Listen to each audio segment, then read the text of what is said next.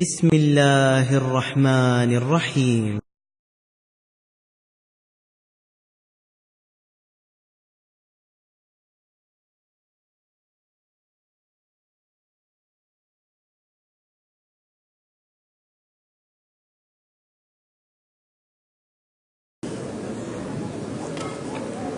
السلام علیکم ورحمۃ اللہ وبرکاتہ۔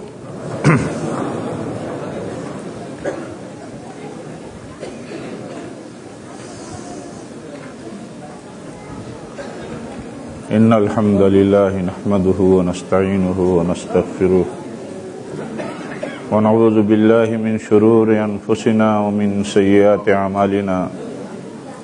من يهده الله فلا مضل له ومن يضلل فلا هادي له وأشهد أن لا إله إلا الله وحده لا شريك له وأشهد أن محمدا عبده ورسوله يا أيها الذين آمنوا اتقوا الله حق تقاته ولا تموتن إلا وأنتم مسلمون يا أيها الناس اتقوا ربكم الذي خلقكم من نفس واحدة وخلق منها زوجها وبث منهما رجالا كثيرا ونساء واتقوا الله الذي تساءلون به والأرحام إن الله كان عليكم رقيبا يا أيها الذين آمنوا اتقوا الله وقولوا قولا سديدا يصلح لكم أعمالكم ويغفر لكم ذنوبكم ومن يطع الله ورسوله فقد فاز فوزا عظيما أما بعد فإن خير الحديث كتاب الله وخير الهدي هدي محمد صلى الله عليه وسلم وشر الأمور محدثاتها وكل محدثة بدعة وكل بدعة ضلالة وكل ضلالة في النار أعوذ بالله من الشيطان الرجيم لقد كان لكم في رسول الله أسوة حسنة لمن كان يرجو الله واليوم الآخر وذكر الله كثيرا۔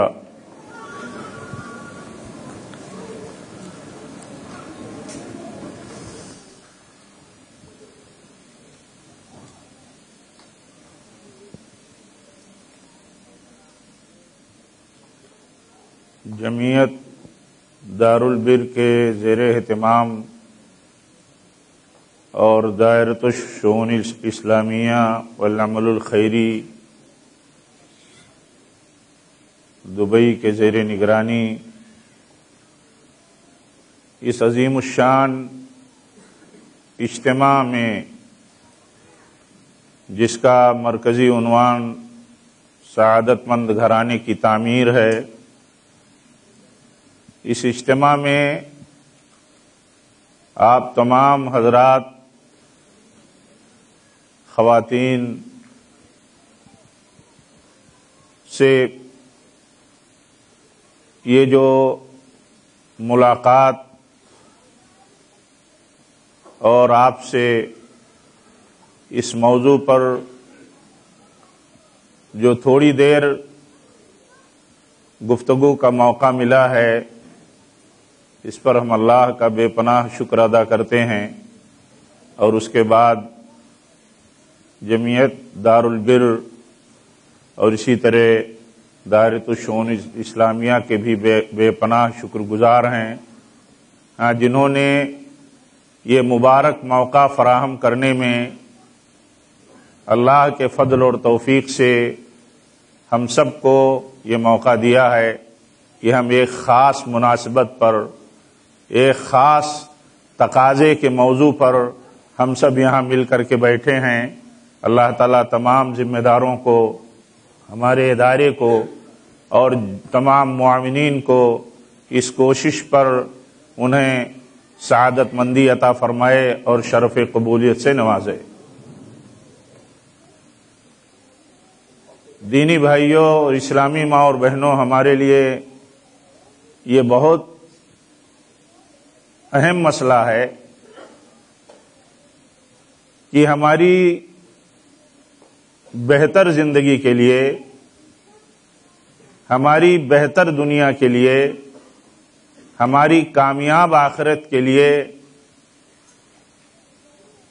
پیارے نبی صلی اللہ علیہ وسلم اور آپ کا خانوادہ مبارک، آپ کا خاندان نبوت اور آپ سے جڑی ہوئی جو صحابہ کرام کی مبارک جماعت ہے، یہ سب ہمارے لیے ایک بہتر گھرانے کی تعمیر کے لیے یہ بہت بڑا نمونہ ہیں، یہی اصل اسوہ ہیں جسے ہمیں سامنے رکھ کر کے ایک بہتر اور ایک سعادت بھرا گھرانہ تعمیر کرنے کی ضرورت ہے، اور اسی سے ہمیں صحیح مدد مل سکتی ہے۔ ہم اس مسئلے کو وصولی طور پر مانتے ہیں، سمجھ کر کے چلتے ہیں کہ اللہ تعالیٰ نے ہمارے لیے بہترین نمونہ پیارے نبی صلی اللہ علیہ وسلم کی زندگی میں رکھا ہے۔ آپ ہمارے لیے بہترین اسوہ ہیں، آپ اسوہ حسنہ ہیں۔ آپ کی زندگی سے ہی ہمیں صحیح رخ ملتا ہے، صحیح راہ ملتی ہے، جس سے نجات ہمیں حاصل ہوتی ہے دنیا کے تمام فتنوں سے اور آخرت میں اللہ تعالیٰ کی پکڑ سے۔ اور اسی طرح ہمیں یہ دیکھنا ہے کہ آج ہم جب بیٹھے ہیں اس عنوان کے تحت کچھ سننے اور کچھ کہنے کے لیے اور صحیح رخ اپنی زندگی اور اپنے گھرانے کے لیے متعین کرنے کے لیے، تو ہمیں اس مبارک گھڑی میں ہمیں غور کرنا چاہیے کہ ہم دیکھیں کہ پیارے نبی صلی اللہ علیہ وسلم نے کس طرح ہمیں تلقین کی ہے کہ ہم اپنے عقیدے سے لے کر کے اپنی زندگی سے متعلق چھوٹے سے چھوٹے مسئلے میں کس طرح ہم نبی صلی اللہ علیہ وسلم کو اسوہ حسنہ ماننے اور اس کو بنانے کے پابند ہیں۔ پیارے نبی صلی اللہ علیہ وسلم نے فرمایا ہے، میری پوری امت جنت میں جائے گی، میری امت کے سارے لوگ جنت میں جائیں گے، سارے مرد و عورت جنت میں جائیں گے۔ کل امتی يدخلون الجنت الا من ابا قالوا ومن يابى یا رسول اللہ قال من اتانی دخل الجنہ ومن عصانی فقد ابا۔ پیارے نبی صلی اللہ علیہ وسلم نے فرمایا ہے کہ میری کل امت جنت میں جائے گی سوائے ان کے جو جنت میں جانے سے انکار کریں۔ پوچھا گیا آپ سے، یا رسول اللہ صلی اللہ علیہ وسلم، جنت میں جانے سے کون انکاری ہو سکتا ہے؟ تو آپ نے فرمایا، جس نے میری اطاعت کی وہ جنت میں جانا چاہتا ہے، جنت میں جانے کا خواہش مند طلبگار ہے، اور جس نے میری نافرمانی کی وہ گویا کہ جنت میں جانے سے انکاری ہے، جنت میں جانے سے انکاری ہے۔ یہ ہمارے لیے بہت بڑی نصیحت ہے، بہت بڑی تعلیم اور تلقین اور ہدایت ہے کہ جو شخص نبی صلی اللہ علیہ وسلم کی تعلیم ہدایت کو چھوڑتا ہے، اس سے روگردانی کرتا ہے، گویا کہ وہ جنت میں جانے سے ایبا کرتا ہے، انکار کرتا ہے۔ یقیناً یہ بات ہماری زندگیوں کی کوتاہی کی ہو سکتی ہے، ہماری زندگیوں کی کوتاہی کی یہ بات ہے کہ ہم بہت ساری سنتوں کی اپنی زندگی کے مختلف شعبوں کے، اپنے گھرانے اور اپنے ماحول کے، ہم بہت ساری سنتوں کی ان میں مخالفتیں کرتے ہیں، لاپرواہیاں کر دیتے ہیں، لیکن ہم یہاں سیریس نہیں ہو پاتے، بہت سنجیدہ نہیں ہو پاتے کہ ہمارے لیے نبی صلی اللہ علیہ وسلم کی تعلیم کتنی اہم ہے اور ہمیں اس کا کتنا اہتمام کرنا چاہیے۔ دیکھیے، پیارے نبی صلی اللہ علیہ وسلم کی تعلیم اور تربیت اور آپ کا طریقہ اور آپ کا اپنے اہل خانہ کے ساتھ، آپ کا خاندان نبوت کے ساتھ جو طریقہ تھا، جو تعامل تھا، جو برتاؤ تھا، جو آپ کا رہن سہن تھا، جس طرح جس طرح کی سوچ آپ نے پیدا کی اور پیدا کرنا چاہتے تھے، اور جس طرح کی تلقین آپ نے اپنے اہل خانہ کے ساتھ پوری امت کو کی ہے، میرے بھائیوں، ہم سب کو اس پر غور کرنے کی ضرورت ہے۔ آج ہمارا معاشرہ فرد سے خاندان بنتا ہے، خاندان سے معاشرہ بنتا ہے۔ ہم افراد مل کر کے ایک فیملی اور ایک خاندان کی کمپنی ہو جاتے ہیں، ایک ٹیم ہو جاتے ہیں، فیملی کے ممبر ہو جاتے ہیں۔ ہمیں یہ دیکھنا چاہیے کہ ہم اپنی فیملی میں کس طرح جیتے ہیں، ایک شوہر ایک بیوی کے ساتھ کس طرح جیتا ہے اور زندگی گزارتا ہے، کس طرح کا اس کا رہن سہن ہے، کس طرح اس کی سوچ ہے، کس طرح کا برتاؤ ہے، اور ایک بیوی کا اپنے شوہر کے ساتھ کس طرح کا برتاؤ ہے۔ پیارے نبی صلی اللہ علیہ وسلم کی زندگی ہمارے لیے نمونہ ہے۔ تو یہ دیکھیں کہ آپ کا گھر اور آپ کا وہ مبارک گھرانہ، وہ مقدس گھرانہ، وہ اشرف گھرانہ، وہ پاک باز گھرانہ کیسا تھا، ہمارے سامنے وہ نمونہ رہنا چاہیے۔ پیارے نبی صلی اللہ علیہ وسلم کا گھرانہ دیکھیے، پیارے نبی صلی اللہ علیہ وسلم کا گھرانہ کیسا تھا، آپ کا اپنے گھر والوں کے ساتھ، اپنی ازواج مطہرات امہات المومنین کے ساتھ سلوک اور برتاؤ کیسا تھا۔ دیکھیے پیارے نبی صلی اللہ علیہ وسلم جب آپ اپنے اہل خانہ میں آتے تو آپ ام المومنین عائشہ رضی اللہ تعالیٰ عنہ بیان فرماتی ہیں، تو آپ اپنے اہل خانہ میں آنے کے بعد آپ کا پہلا عمل یہ ہوتا تھا کہ آپ مسواک فرماتے تھے، آپ مسواک کرتے تھے۔ دیکھیے مسواک کر کے اور مسواک کے عمل سے اپنے گھر میں عمل کا آغاز کر کے دیکھیے کتنا بڑا میسج، کتنا بڑا پیغام، کتنی بڑی عظیم سنت اور اسوہ حسنہ قائم کیا ہے ایک بہتر گھر میں ایک بہتر آغاز سے۔ دیکھیے کتنی بڑی بات ہے کہ آپ صلی اللہ علیہ وسلم مسواک سے اپنے گھر میں عمل کا آغاز کرتے تھے۔ آپ اپنی بیویوں کے ساتھ گھر میں مسواک سے ان سے تعلقات کا آغاز کرتے تھے۔ کتنا لحاظ اور کتنی باریکی کے ساتھ آپ اس کام کو انجام دیتے تھے، ہمیں سوچنے کی ضرورت ہے۔ ہر گھر کے ہر شوہر کو، ہر بیوی کو سوچنے کی ضرورت ہے کہ پیارے نبی صلی اللہ علیہ وسلم کس طرح محسوس امہات المومنین کرتی تھیں۔ دیکھیے آپ کا مبارک، آپ کا دہن مبارک، آپ کا مبارک منہ، آپ کتنا پاکی پسند کرتے تھے، کس طرح ذرا سی بھی کسی طرح کی بو آپ کو کتنی ناپسندیدہ تھی، اور آپ چاہتے تھے کہ اپنے اہل و عیال کے ساتھ کس طرح رہیں، کس انداز میں آئیں، کس انداز کے ساتھ ان سے ملاقات ہو، بات ہو، ان کے ساتھ تعلق ہو۔ اس میں آپ سب سے زیادہ جس بات کا لحاظ رکھتے تھے وہ پاکی کا لحاظ کرتے تھے، اتنا اہتمام کرتے تھے۔ اسی اہتمام کا وہ نتیجہ تھا۔ ہمارے سامنے وہ بہت مشہور واقعہ ہے کہ جب آپ نے بعض ام المومنین کے ہاں شہد پی لی اور بعض امہات المومنین نے غیرت میں آ کر کے ایک منصوبے کے تحت یہ بات کہہ دی کہ آپ کے منہ سے، آپ کے مبارک منہ سے تو کچھ الگ قسم کی بو آ رہی ہے، تو پیارے نبی صلی اللہ علیہ وسلم نے اس طرح کی میرے منہ سے کسی قسم کی ناپسندیدہ بو آ رہی ہے تو آپ اس کو اتنا ناپسند فرماتے تھے کہ میری ازواج مطہرات کو میری منہ سے آنے والی کوئی ناپسندیدہ بو سے تکلیف ہو، احساس ہو، آپ نے وہ فیصلہ کر دیا، وہ فرما دیا جس کی رب العالمین نے اصلاح فرما دی وحی کے ذریعے۔ میرے بھائیوں بہت مشہور واقعہ ہے، اس میں دیکھا یہ جا رہا ہے کہ پیارے نبی صلی اللہ علیہ وسلم کتنا لحاظ کرتے تھے۔ ایک شوہر اپنی بیوی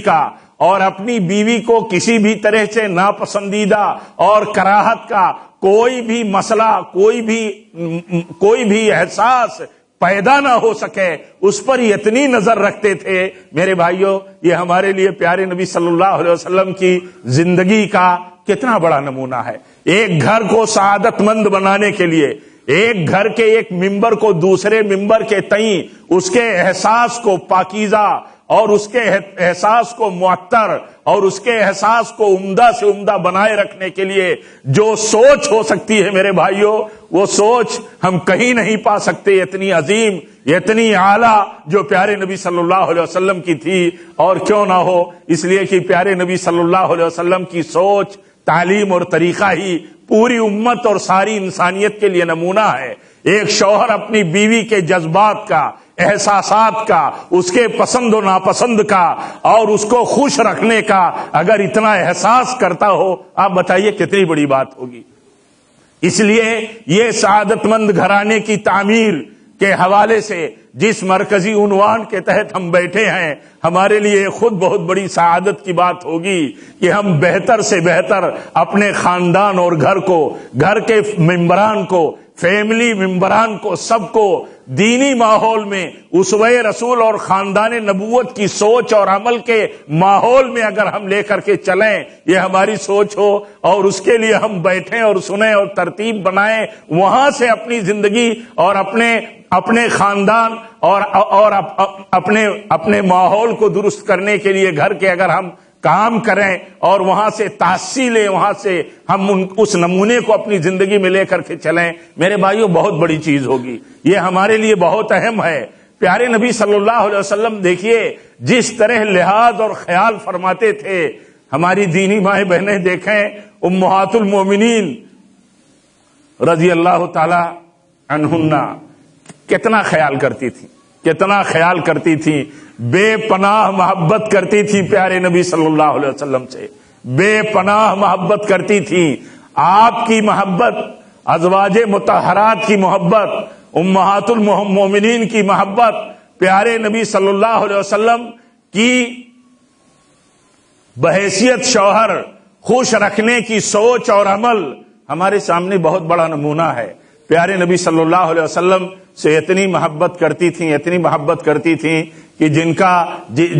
کا تذکرہ طویل ہوگا، میرے بھائیوں، میری دینی ماؤں بہنوں، ہمیں وہاں سے سبق لینا چاہیے۔ بہت بہت محبت کرتی تھی، اتنی محبت کرتی تھی کہ کبھی زندگی کے تقاضوں میں، فیملی لائف کے کبھی تقاضوں میں کبھی ایسی صورتحال پیدا ہو جاتی ہے کہ کچھ پسند ناپسند کی بات آ جاتی ہے، تو فرماتے ہیں نبی صلی اللہ علیہ وسلم کہ میں اس وقت سمجھ جاتا ہوں جب تمہارے دل کو کہیں کوئی ملال اور کہیں کوئی کراہت کسی بات پر محسوس ہوتی ہے، تو تم جب اپنے رب کی قسم کھاتی ہو تو رب محمد کہہ کر کے کھاتی ہو صلی اللہ علیہ وسلم، اور جب تمہارے دل میں کوئی احساس رہتا ہے تو اس وقت تم رب ابراہیم کہہ کر کے قسم کھاتی ہو صلی اللہ علیہ وسلم۔ تو وہ کہتی ہیں یہ زبان کی بات ہوتی ہے، زبان کی حقیقت میں دل میں جو محبت ہے وہ محبت دل کی جڑوں میں پیوست ہوئی رہتی ہے۔ دیکھیے پیارے نبی صلی اللہ علیہ وسلم سے محبت کا یہ حال، یہ اس طرح کا ماحول ہوتا تھا۔ ہم بہتر گھر کی تعمیر اس وقت تک نہیں کر سکتے، کوئی گھر سعادت مند گھرانہ نہیں بن سکتا۔ ایک گھر کا آغاز، ایک خاندان کا آغاز ایک مرد و عورت سے ہوتا ہے، جیسے آدم و حوا علیہ السلام سے ہوا، ایسے ہی ایک شوہر اور ایک بیوی کے ذریعے ایک گھر کا آغاز ہوتا ہے۔ اگر ان کی سوچ صحیح ہے، ان کا تعامل صحیح ہے، ان کا برتاؤ صحیح ہے، اور یہ اللہ کے لیے، اللہ کی رضا کے لیے اور اللہ کی رضا حاصل کرنے کے لیے، دنیا اور آخرت کی سعادت کے لیے جب یہ ایمانی ماحول میں کام کرتے ہیں تو بہت لحاظ کرتے ہیں۔ دیکھیے مومنوں کے لیے اور مومنہ عورتوں کے لیے، تمام مردوں اور عورتوں کے لیے دیکھیے سب سے اہم چیز ہے یہ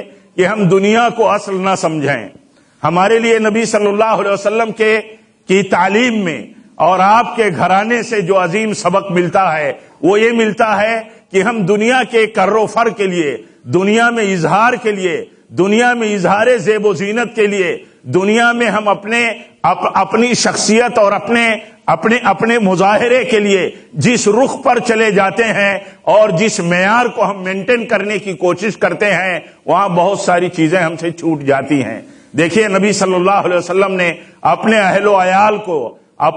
عیال کو جس بات کی سب سے زیادہ تربیت کی وہ یہ تربیت کی کہ دیکھیے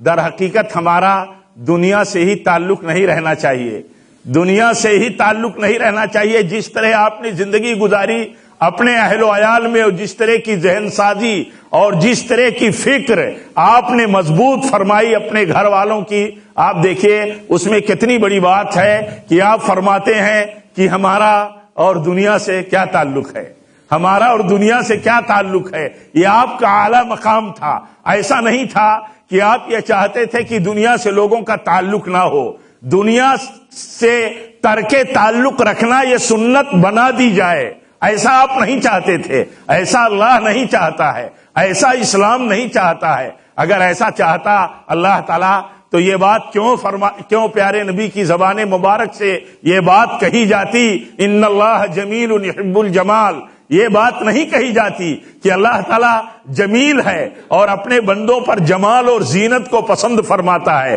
لیکن پیارے نبی صلی اللہ علیہ وسلم جس مقام پر تھے اور آپ آخرت میں جس مقام پر آپ کو اللہ تعالیٰ نے پہنچانے کا وعدہ کیا تھا، تو آپ دنیا سے آخرت کے مقابل میں ایسی بے رغبتی رکھتے تھے کہ آپ چاہتے تھے کہ اللہ تعالیٰ نے جو آخرت میں مجھے دینے کا وعدہ فرمایا ہے، ہمیں اس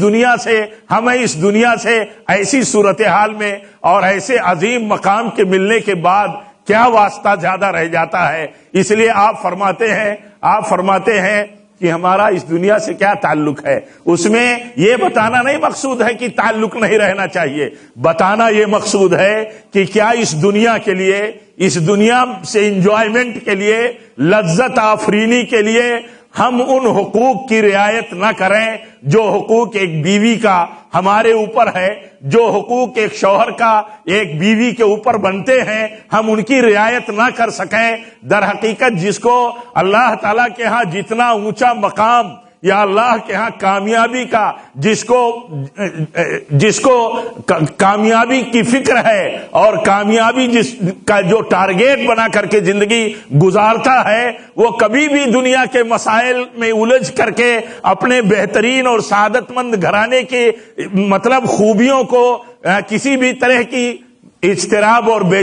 چینیوں میں دنیا داری کے لیے نہیں ڈال سکتا۔ آپ دیکھیے ایک شوہر کا اپنے گھر میں، ایک مرد کا، ایک قوام کا، گھر کے سرپرست کا اگر گھر کے تئیں اپنی ذمہ داری کا احساس نہیں ہوگا تو آپ سوچیے اس کے پیچھے کون سی بات ہوگی۔ کہیں عقیدے کی کمزوریاں ہوں گی، کہیں دنیا داریاں ہوں گی، کہیں شہوات ہوں گے، کہیں اپنے مظاہرے ہوں گے، کہیں غلط ڈھنگ سے اس کے مطلب مختلف قسم کی نسبتیں ہوں گی، جس کی وجہ سے وہ اپنے گھر کے ماحول میں اپنا ذمہ دارانہ اور مسئولیت کا رول نہیں کرتا ہوگا۔ اور اگر اس کو احساس ہو کہ یہ دنیا بہت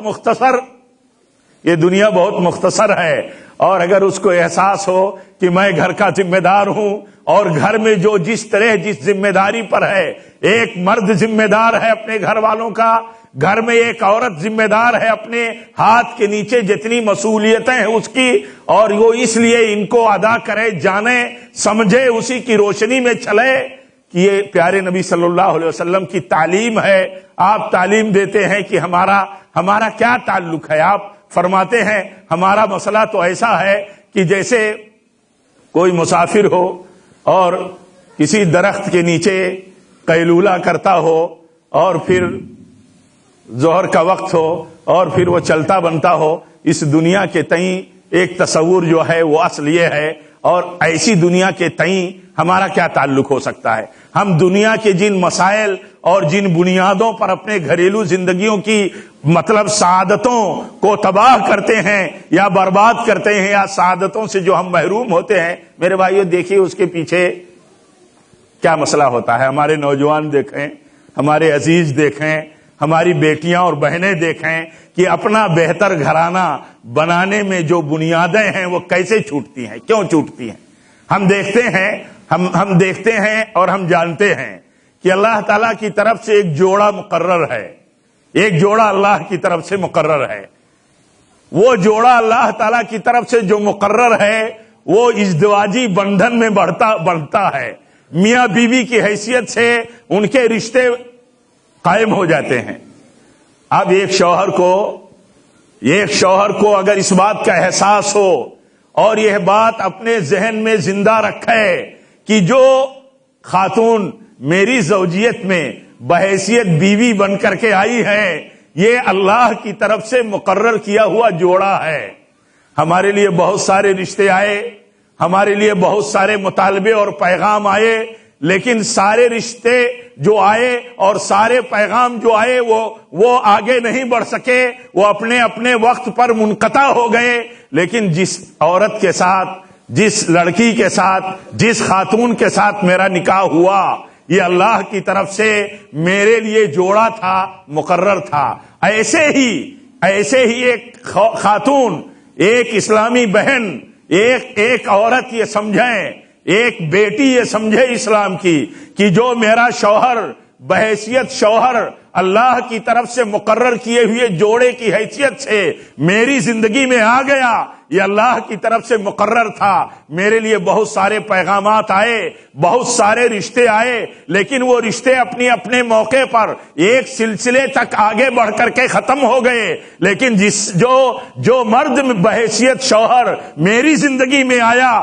یہ اللہ تعالی کی طرف سے مقرر تھا۔ تو یہ بنیادی تصور اور یہ بنیادی نظریہ جس کا اللہ تعالیٰ نے بیان فرمایا ہے اور اپنی نشانی اللہ تعالیٰ نے بتائی ہے کہ اللہ تعالیٰ کی نشانیوں میں سے ہے، اس کی آیات میں سے ہے۔ اگر یہ بنیادی تصور ہو تو ازدواجی زندگی کے مرحلوں میں ہم اپنے گھر اور اپنے میاں بیوی کے مطلب ازدواجی تعلقات کے جو ہمارے پیریڈ ہوتے ہیں، جو سلسلے ہوتے ہیں، وہاں بہت ساری جو نظریاتی باتیں ہوتی ہیں، پچھلی باتیں ہوتی ہیں، ایک دوسرے کو کوسنے اور ایک دوسرے کو نیچا دکھانے کا جو عمل ہوتا ہے، میرے بھائیوں یہ عمل جو ہے یہ عمل کبھی نہیں ہوگا۔ ایک عورت اگر یہ سمجھے کہ اللہ کی طرف سے میرے لیے یہ مرد بحیثیت شوہر مقرر تھا، اور ایک مرد یہ سمجھے کہ عورت یہ خاتون میرے لیے بحیثیت بیوی اللہ تعالی کی طرف سے مقرر تھی، تو ان کا انداز کیسا ہونا چاہیے؟ بعض سلف کے یہاں غالباً قاضی شرح ہیں، ان کی جب شادی ہوئی اور ان کی بیوی دلہن بن کر کے جب گھر میں آئی تو انہوں نے کہا کہ اے میرے سرتاج، میں چاہتی ہوں کہ میں جانوں کہ آپ کی پسند کیا ہے، آپ کی ناپسند کیا ہے، تاکہ میں اسی کی روشنی میں ازدواجی حق ادا کر سکوں۔ آپ بحیثیت شوہر ہیں، آپ کی پسند اور ناپسند جان کر کے اور اسی کے مطابق حق ادا کرنا چلنا یہ میری ذمہ داری ہے، میں جاننا چاہتی ہوں۔ آپ دیکھیے کیسی خاتون تھی، کیسی دلہن تھی، وہ کیسی بیوی بن کر کے آنے والی وہ سعادت مند بیوی تھی کہ اپنے شوہر سے اتنا اونچا مقام تھا۔ میرے پاس بہت رشتے آئے، لیکن اللہ تعالیٰ کے ہاں میرا شوہر ہونا، آپ کا میرے لیے شوہر ہونا مقدر تھا، تو میں یہ چاہتی ہوں کہ میں آپ کی پسند اور ناپسند سمجھ کر کے زندگی گزاروں۔ اگر یہ تصور ہو ایک خاتون کا، ایک دلہن بن کر کے آنے والی ایک بیٹی کا، اسلام کی بہن کا، ایک خاتون کا، آپ بتائیے اس گھر کا، اس خاندان کا جب آغاز ہوگا تو کتنا مبارک ہوگا، کتنا بنیادی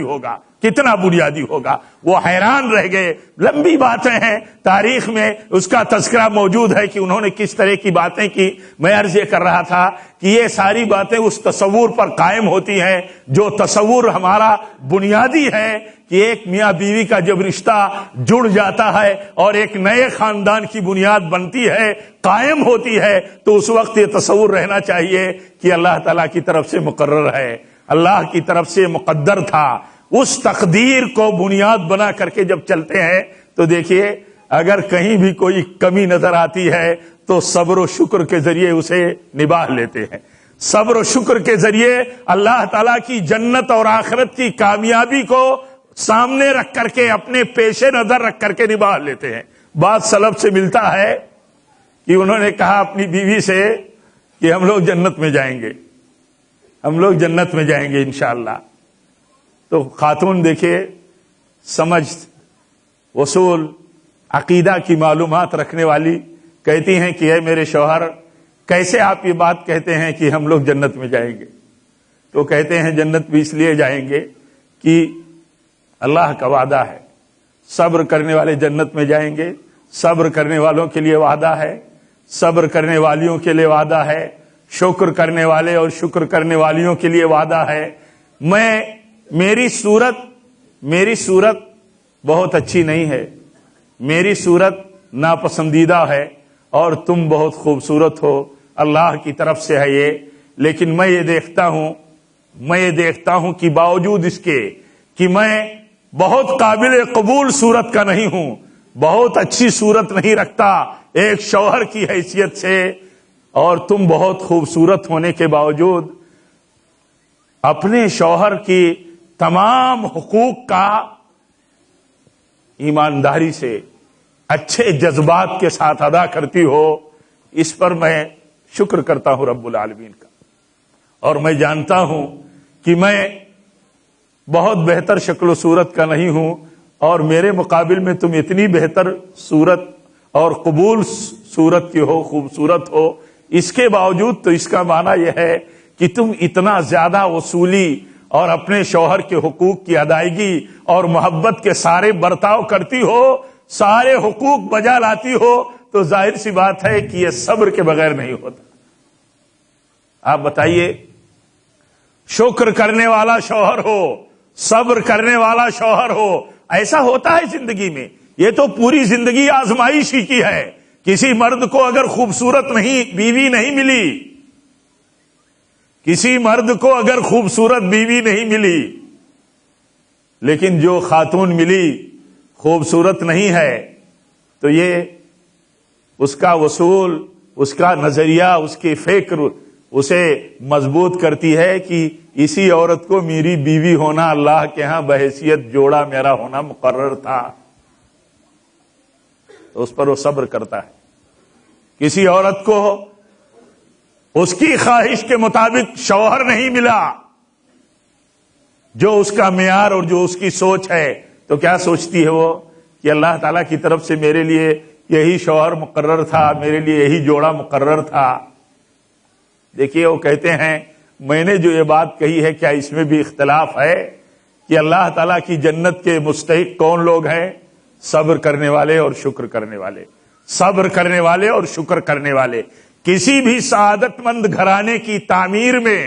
اور کسی بھی گھر کو سعادت مند گھرانہ کی حیثیت حاصل ہونے میں جن چیزوں کو رکن کی حیثیت حاصل ہے، بنیاد کی حیثیت حاصل ہے،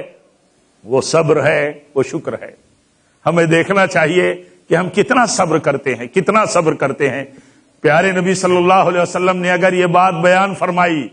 کہ ایک عورت کے ساتھ اس کا شوہر بہت سارے اچھے سلوک کرتا ہے، کہیں ایک جگہ اچھا سلوک نہیں کر پاتا،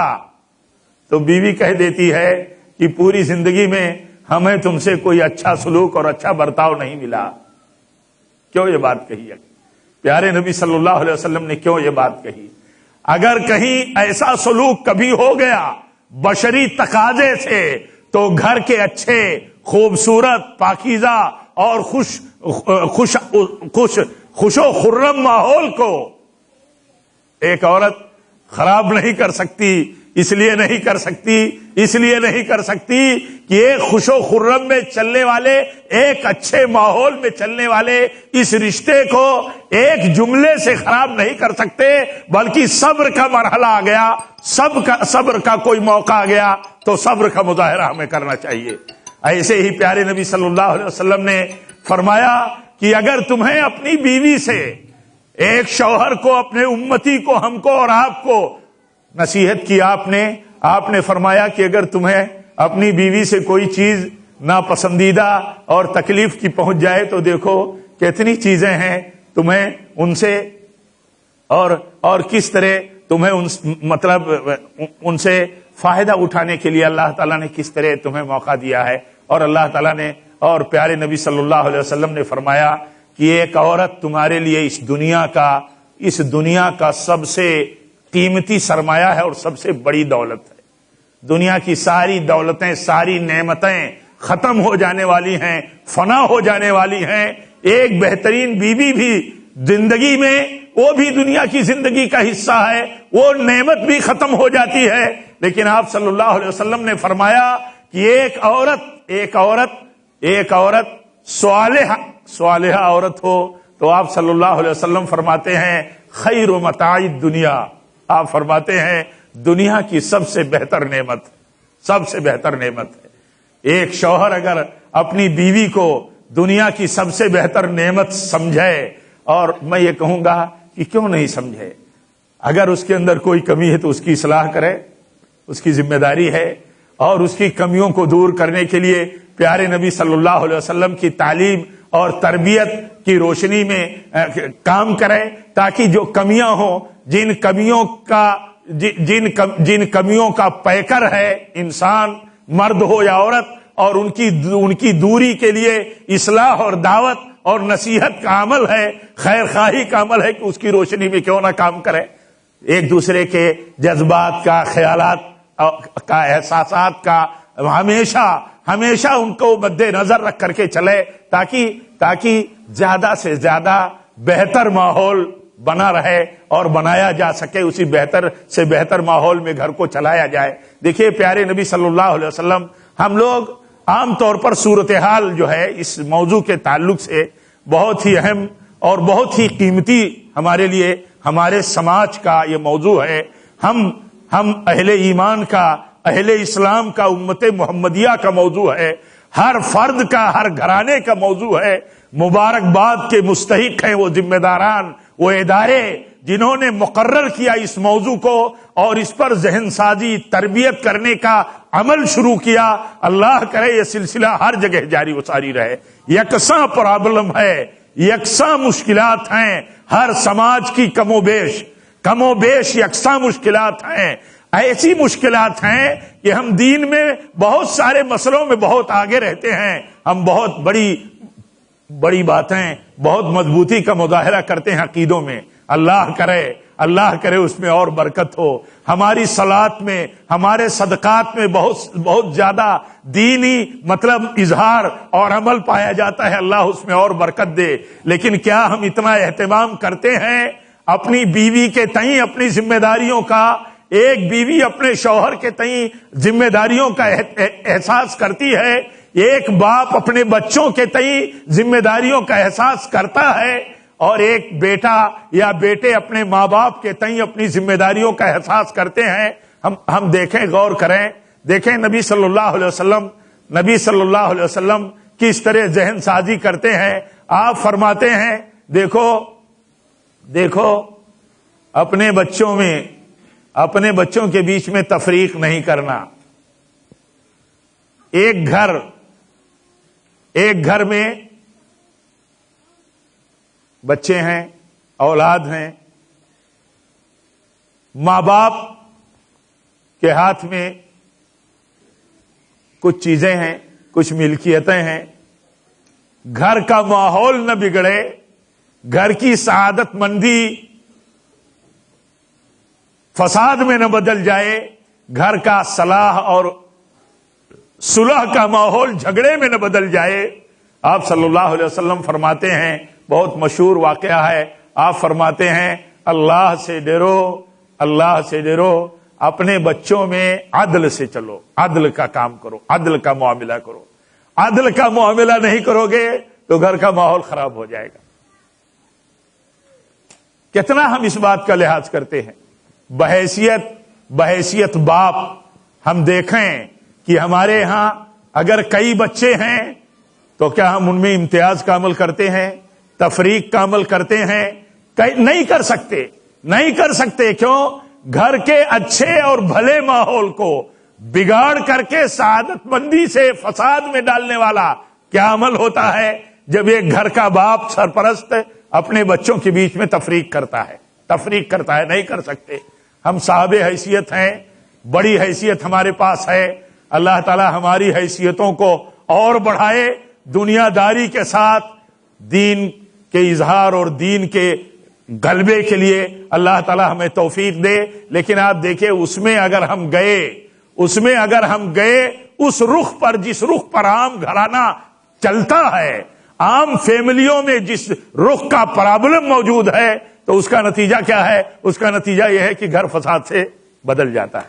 اچھا خاصا ماحول، بچے لڑنے لگتے ہیں باپ سے، ماں سے اور بھائیوں سے۔ اس صورتحال پر، جس صورتحال پر تفریق کر دی جاتی ہے، تو اس صورتحال کا، میرے بھائیوں، اس صورتحال کا سامنا ہو جاتا ہے۔ اس لیے دیکھنا چاہیے کہ پیارے نبی صلی اللہ علیہ وسلم نے کس طرح کی تعلیم دی ہے۔ ہمیں بہتر اپنے گھر کے ماحول کو بنائے رکھنے کے لیے، اس کی بنیاد کو درست رکھنے کے لیے ہم اس سے ہٹ نہیں سکتے۔ اگر اس سے ہٹے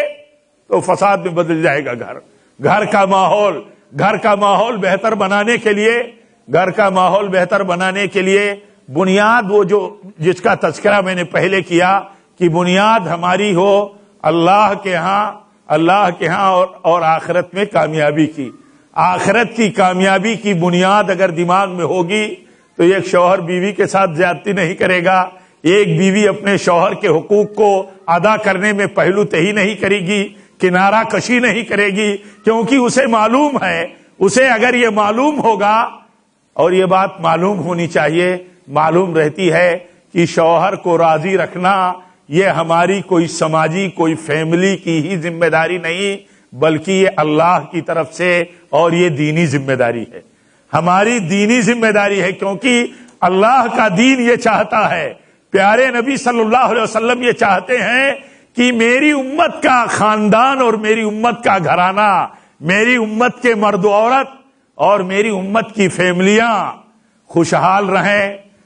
خوش و خرم رہیں، سعادت مند رہیں، بابرکت رہیں، ایک دوسرے کے حقوق کو ادا کرنے والی رہیں، ایک دوسرے کے حقوق کو تلف نہ کریں. اس کے لیے نبی صلی اللہ علیہ وسلم نے تعلیم دی. آپ فرماتے ہیں، آپ نے دیکھیے کس طرح تعلیم دی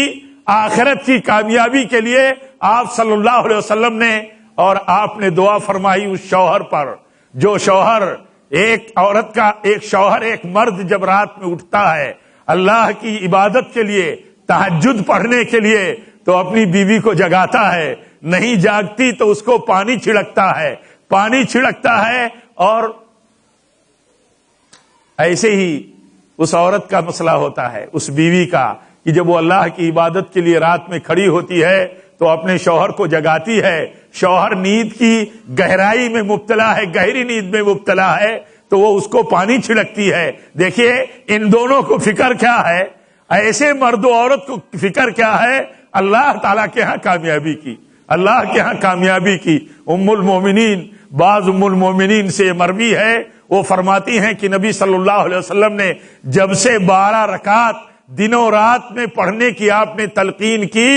تب سے آج تک میری زندگی سے وہ چیز نہیں چھوٹی. ایسا طریقہ تھا، ایسی تربیت آپ فرماتے تھے. آپ اپنے گھر میں تربیت فرماتے ہیں، دیکھیں ابن سلمہ ہیں، آپ فرماتے ہیں دیکھا آپ نے کہ وہ پورے برتن میں ہاتھ گھما کر کے کھانا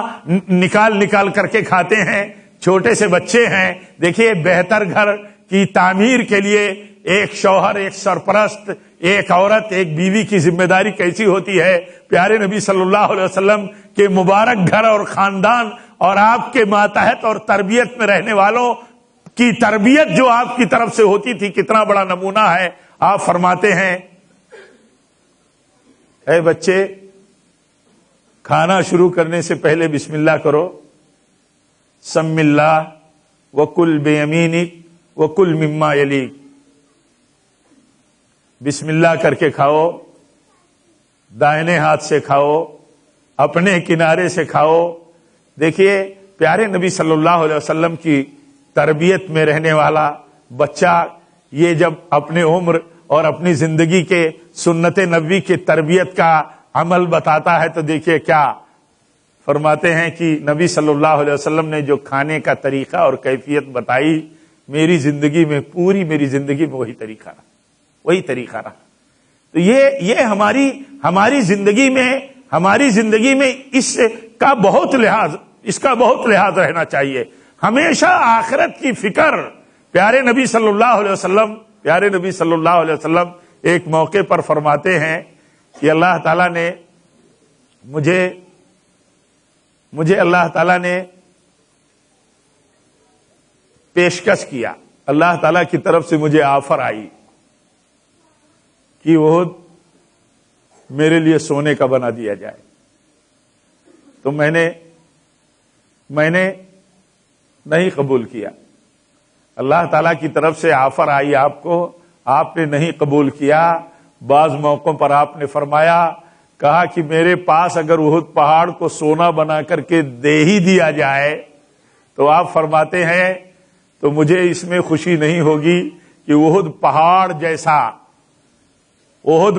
جیسا اتنا عظیم پہاڑ سونے کی شکل میں میرے پاس ہو اور وہ میرے پاس 3 دنوں سے زیادہ تک ہو. میں اسے یہاں تک کہ لوگوں میں بانٹ نہ دوں، دائنے بائیں پیچھے، مطلب اسے بانٹ کر کے ختم نہ کر دوں. ہاں قرض کے تئیں کوئی چیز اگر باقی ہو تو اس کے لیے ہی باقی رکھوں اور نہ سب ختم کر دوں. آپ صلی اللہ علیہ وسلم کی یہ بات اور یہ نصیحت اور یہ تربیت اس لیے تھی، آپ اپنے گھر والوں کو اس لیے تربیت یہ کرتے تھے کہ دیکھیے، اور اس میں ایک نصیحت کا پہلو بھی ہے ہم سب کے لیے. آپ صلی اللہ علیہ وسلم نے جو یہ فرمایا کہ دنیا آئے تو اسے بانٹ دوں، آپ کے فرمانے کا مطلب یہ تھا کہ دنیا آئے تو اللہ کے دنیا والے اور مال والے بندوں میں بانٹنے کا تصور رہے، بانٹنے کا تصور رہے، کیونکہ وہ مال خیر اور وہ بھلائی والا مال ہو جاتا ہے جس مال کے ساتھ تاثر یہ ہو، تعلق یہ ہو کہ اللہ تعالیٰ کی راہ میں اسے بانٹا جائے، اسے لٹایا جائے، یہ تاثر رہے. اسی لیے آپ صلی اللہ علیہ وسلم نے دعا فرمائی. دیکھیے ہمارے لیے آپ صلی اللہ علیہ وسلم اور آپ کا خاندان نبوت بہت بڑا نمونہ ہے. ہم کتنی بھی بڑی حیثیتوں کے مالک ہوں، کتنی بھی بڑی حیثیتوں کے مالک ہوں، لیکن ہمیں یہ دیکھنا چاہیے کہ پیارے نبی صلی اللہ علیہ وسلم نے دنیا کی حیثیتوں کو اہمیت نہیں دی، آخرت کو آپ نے ترجیح دی. آپ نے آخرت کی طرف رغبت کثرت کے ساتھ دکھائی اور زود دکھایا. آپ نے یہاں تک فرمایا، اے اللہ میری آل کو، اے اللہ میرے آل کی روزی تو قوت کی شکل میں دے، جو ان کی ضرورت کے لیے، بنیادی ضرورت کے لیے کفایت کرے، ایسی روزی تو دے. اہل علم نے لکھا ہے کہ اگر کسی کے پاس مال ہو اور اس کی یہ سوچ ہو، اس کا یہ ذہن ہو، مال اللہ تعالی کی راہ میں خرچ کرنے کے لیے، اس کے کلمے کی سربلندی کے لیے استعمال ہونا چاہیے، اس پر اس کا دست تصرف بھرپور کام کرتا ہو، تو اس کے لیے خیر اور اس کے لیے بھلائی والا وہ مال ہے. لیکن اگر وہ مال دنیا کے اظہار کے لیے، دنیا کے مظاہرے کے لیے، دنیا کی برتری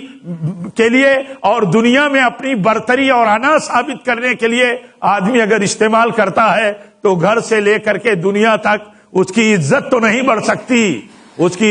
بڑھ سکتی. البتہ یہ ہو سکتا ہے کہ اگر اس کے مالدار ہونے پر دین کا جو تقاضا بنتا ہے وہ ادا نہیں کرتا تو اس کے لیے وہ مال دنیا میں بھی رسوائی کا سبب بنے اور آخرت میں بھی رسوائی کا سبب بنے. میرے بھائیوں، اس کا خیال رکھنا چاہیے. پیارے نبی صلی اللہ علیہ وسلم ایک بہتر خاندان اور ایک سعادت مند گھرانہ کیسے ہوگا؟ گھر میں مال ہے، مردوں کے ہاتھ میں مال ہے، عورتوں کے ہاتھ میں زیورات ہیں، عورتوں کے ہاتھ میں. دیکھیے پیارے نبی صلی اللہ علیہ وسلم کیسی نصیحت فرماتے ہیں. آپ دیکھتے ہیں بعض ام المومنین کے ہاتھ میں چاندی کی انگوٹھی ہے. پیارے نبی صلی اللہ علیہ وسلم بڑی سی تو آپ پوچھتے ہیں اس کا زکوٰۃ دیتی ہیں کہ نہیں دیتی ہیں، اس کا زکوٰۃ دیتی ہیں کہ نہیں دیتی ہیں. اور آپ نے آگ سے ڈرایا. مردوں کے ہاتھ میں دولت ہو، ناجائز مظاہرہ ہو، عورتوں کے ہاتھ میں دولت اور زیورات ہو اور اس پر اللہ کا حق ادا نہ کیا جائے تو آپ یہ جان لیجئے کہ یہ خاندان نبوت میں تربیت نبوی سے ہٹ کر کے زندگی کا رخ ہوگا اور یہ بہتر نہیں ہوگا. اس سے بچنے کی ضرورت ہے.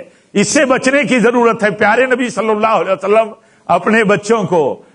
بچیوں کو کیسی تربیت کرتے تھے؟ ایک باپ اپنی بچی کی چھوٹی ہو یا بڑی ہو، شادی شدہ ہو جائے، کیسی تربیت کرنی چاہیے؟ ایک عورت گھر کے عمل میں کس طرح چوکس و چوبند ہو، کیسی فکر مندی ہونی چاہیے؟ ایک عورت اپنے گھر کے کام میں آگے بڑھ کر کے چوکس و چوبند اور نشیط رہ کر کے،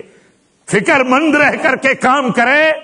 اور اپنی خواہش کے مطابق مددگار نہ پائے تو بھی اس کے لیے کسی شکوے کی، کسی دوسرے رخ پر جانے کی گنجائش نہیں ہے. کیسی نصیحت فرمائی تھی اپنی چہیتی بیٹی فاطمہ رضی اللہ تعالی عنہا کو. پیارے نبی صلی اللہ علیہ وسلم نے جب انہیں پتا چلا کہ کچھ غلام آئے ہیں تو آ کر کے انہوں نے طلب فرمایا کہ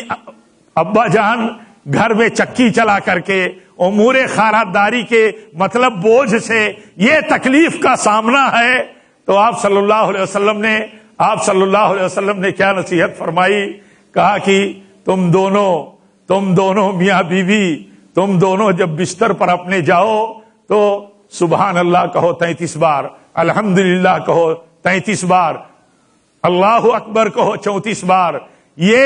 تمہارے لیے زیادہ بہتر اور مددگار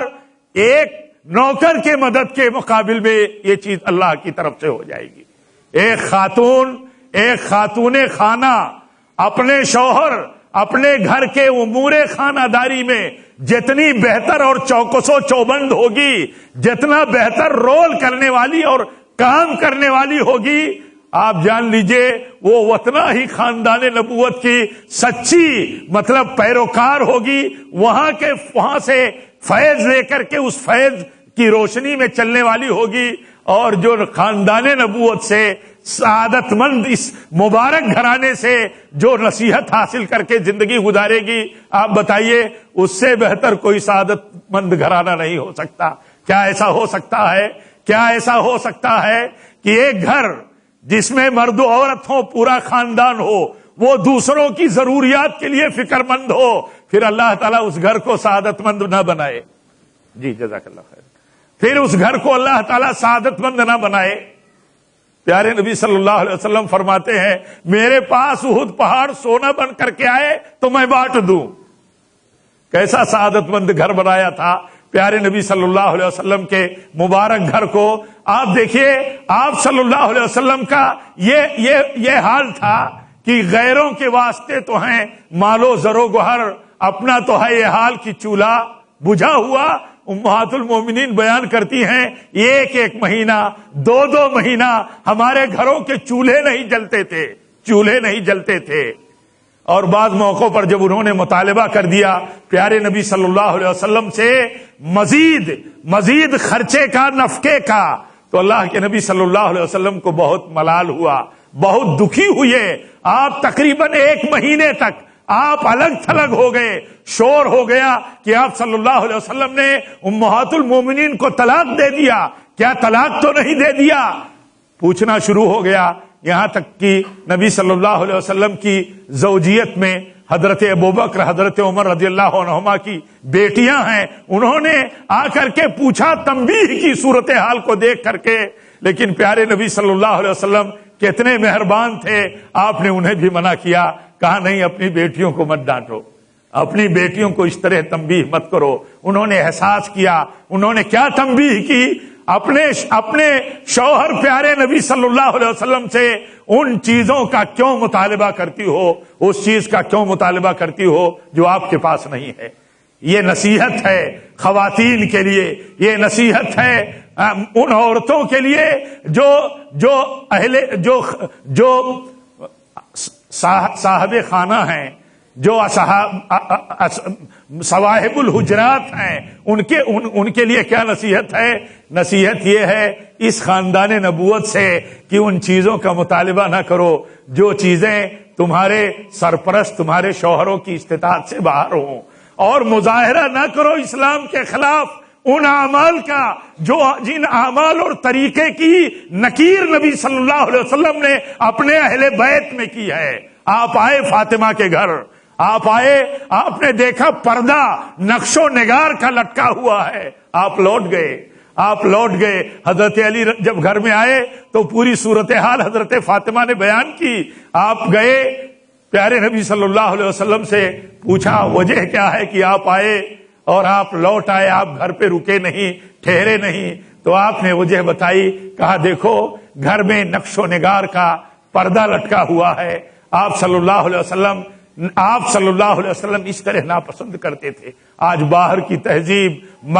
مغربی تہذیب اور اسی طرح زیب و زینت کا ناجائز مظاہرہ، چہروں سے پردہ اتار کر کے سماج اور معاشرے اور گھر سے باہر چلنا، اسی طرح مختلف قسم کے ناجائز زیب و زینت کا مظاہرہ کرتے ہوئے چلنا، یہ فساد کا، سعادت مند گھرانے سے محرومی کا عمل ہوگا۔ اس مناسبت پر میں اپنی دینی ماؤں بہنوں کو نصیحت کرتا ہوں کہ دیکھیے پیارے نبی صلی اللہ علیہ وسلم کتنا خیال کرتے تھے، کتنی محبت کرتے تھے، بے پناہ محبت کرتے تھے فاطمہ سے. آپ اپنے دل کا ٹکڑا کہتے تھے فاطمہ کو، لیکن جب کوئی چیز دیکھتے تھے کہ ایسا مظاہرہ ہو رہا ہے جو خاندان نبوت کے شان اور مقام کے خلاف ہے، ہماری آنے والی امت کے لیے یہ بہتر نمونہ نہیں ہو سکتا، تو آپ فوراً نکیر فرماتے ہیں. اور نکیر فرمانے کے بعد اس پر عمل درآمد کیسے ہوتا ہے؟ اس کو نکال کر کے کسی ایسے ضرورت مند کو دے دیا جاتا ہے جو اپنی عام ضرورت میں اسے استعمال کر لے.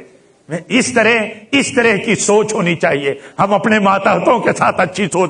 اچھا برتاؤ کریں. اپنے ماتحت نوکر ہو، غلام ہو، کام کرنے والے ہو، وہ ہمارے گھر اور خاندان سے جڑے ہوئے ہوتے ہیں. بہتر گھرانے میں ان کا بھی بہت رول ہوتا ہے. اپنے غلام اور خادم کے ساتھ اللہ کے نبی صلی اللہ علیہ وسلم کا برتاؤ کیسا ہوتا تھا، یہ ساری چیزیں ہمارے لیے بہت اہم ہیں. یہ موقع ہمارے لیے یاد دہانی کے ہوتے ہیں. اصل یاد دہانی ایک اصولی ہے، اصل یاد دہانی ایک نظریاتی ہے. وہ یہ ہے کہ پیارے نبی صلی اللہ علیہ وسلم ہمارے لیے اسوہ ہیں، بہتر شوہر ہیں، بہتر سرپرست ہیں، بہتر معلم ہیں اور اسوہ حسنہ ہیں. اور آپ صلی اللہ علیہ وسلم کی بیویاں جو ہم سب پورے مومنین اور مومنات کی مائیں ہیں اور سارے مسلمانوں کی جو مائیں ہیں، اور آپ کی بیٹیاں، آپ کے اہل خانہ کیسے ہیں. دیکھیے دنیا کے بدلتے ہوئے حالات میں بہت سارے مصائب اور مشکلات پیدا ہوتے ہیں. کبھی کسی کا بیٹا بیٹی مر جاتی ہے، اللہ کے نبی وہاں بھی نصیحت فرماتے ہیں اپنے عقیدے کو مضبوط رکھو، بے حال اور مضطرب مت کر لو. اس طرح کے حادثے پر آپ کا جب کوئی نواسا اور نواسی مر جاتے ہیں تو آپ فرماتے ہیں للہ ما خذا ولہ ما آتا. اللہ تعالیٰ نے لے لیا جو اس نے دیا تھا، لے لیا. جب کوئی چیز چھن جائے ہمارے گھر میں، ہمارے گھرانے میں، ہمارا کوئی فیملی ممبر چہتا اللہ تعالیٰ لے لے، کوئی نقصان اور حادثہ پیش آ جائے تو اس وقت بہتر گھر اور گھر کا بہتر ماحول، سعادت مند ماحول اسی وقت بنا رہے گا جب ہمارا یہ نظریہ اور عقیدہ کام کرے گا. جو اللہ کا تھا وہ اللہ نے ہی لیا ہے، اللہ ہی کا دیا ہوا تھا. اور جو کچھ ہمارے پاس ہے، ہر گھر والا مرد و عورت یہ سوچیں تو بہتر گھر کا ماحول بنا رہے گا. یہ سب اللہ ہی کا ہے، اللہ ہی کا دیا ہوا ہے. تو اللہ تعالیٰ کا شکر گزار رہے گا بندہ، شکر گزار رہے گی بندی. آخر میں میں مبارکباد جہاں دیتا ہوں اس طرح کے اجتماعات کے مطلب قیام پر، جمعیت دارالبر جس کی نگرانی میں اجتماع ہوا، اور اسی طرح دائرۃ الشؤون اسلامیہ کو جن کی نگرانی میں اجتماع چل رہا ہے. اسی طرح آخر میں دعا کرتا ہوں اس اسلامی مملکت متحدہ عرب امارات کی حکومت اور حکومت دبئی کے لیے کہ اللہ تعالی ہماری اس مملکت اسلامیہ میں استحکام عطا فرمائے، ان کی کوششوں میں برکت دے اور ملک اور وطن میں امن و امان کا ماحول ہو، سارے ممالک اسلامیہ میں امن و امان کا ماحول ہو، اور جو کچھ خامیاں اور کمیاں ہوں اللہ تعالیٰ اپنی توفیق خاص سے، اپنی رحمت خاص سے ہمارے حکام، ہمارے ذمہ داران، ہمارے سرپرستوں کی اللہ تعالیٰ اصلاح فرمائے. رب العالمین ہمیں اپنے ان بزرگوں کو اور اسلاف کے نقش قدم پر چلنے کی توفیق دے جن کے تعلق سے ہمیں یہ چیز ملتی ہے کہ وہ اپنے حکام کے اتنے خیر خواہ اور ان کے فکر مند ہوتے تھے کہ ان کے تئیں وہ کہتے تھے کہ رب العالمین اگر ہمیں معلوم ہو کہ میری ایک دعا قبول ہوگی تو میں وہ دعا اپنے حاکم کے اصلاح کے لیے اللہ تعالیٰ سے کروں، کیونکہ حاکم کی اصلاح سے، حاکم کی بہتری سے، حاکم کے ہاتھ کے نیچے جو اولو الامر ہے جب وہ بہتر ہوں گے، ہم ان کے لیے دعائیں کریں گے تو امن و امان رہے گا، خیر عام رہے گا، بھلائی عام رہے گی. اس لیے ہم سب کو دعا کرنی چاہیے. دیکھیے دعا کرنی چاہیے. اہل علم لکھتے ہیں کہ وہ اہل علم اور اہل امر سے اگر آدمی باہر چلا گیا تو یہ بہت بڑا فساد کا بنیاد اور یہ ایک بہت بڑے فساد کا ذریعہ بن جائے گا. اس لیے ہمارے سلف اس بات کی نصیحت، ہمارے علماء نصیحت کرتے رہتے ہیں، ہم دعائیں کریں اللہ تعالیٰ متحدہ عرب امارات کی حکومت اور حکومت دبئی کی سرپرستی اور خیر میں اللہ تعالیٰ اور برکت عطا فرمائے، ملک کے اس پاکیزہ اور توحید کے ماحول میں اللہ تعالیٰ اور برکت دے، اور حکمرانوں میں بالخصوص رئیس الدولہ شیخ خلیفہ بن زائد اور اسی طرح حاکم دبئی وزیر اعظم شیخ محمد بن راشد حفظہم اللہ کو اللہ تعالیٰ خیریت سے رکھے، صحت و عافیت سے رکھے، اللہ تعالیٰ ان میں ہر طرح کی بھلائی اور امت کی درد مندی میں برکت دے، ملک اور وطن میں ان کے ہاتھوں پر اللہ تعالیٰ اور خیر امن و امان عام فرمائے، اور اللہ تعالیٰ اس مجلس کو ہم سب کے لیے سعادت کی اور اسی طرح فوز و فلاح کی مجلس بنائے، ہمارے لیے مغفرت کی مجلس بنائے۔ رب العالمین اس میسج اور اس کوشش سے ہمیں سعادت مند گھرانہ کی تعمیر میں اللہ تعالیٰ ہمیں توفیق دے، اور اس ایمان کے ساتھ کہ اسوہ رسول اور خاندان نبوت کو نمونہ بنائے بغیر کسی سعادت مند گھرانے کی تعمیر نہیں ہو سکتی۔ اللہ تعالیٰ ہم سب کو توفیق دے۔ وآخر دعوانا الحمدللہ رب العالمین، والسلام علیکم ورحمۃ اللہ وبرکاتہ۔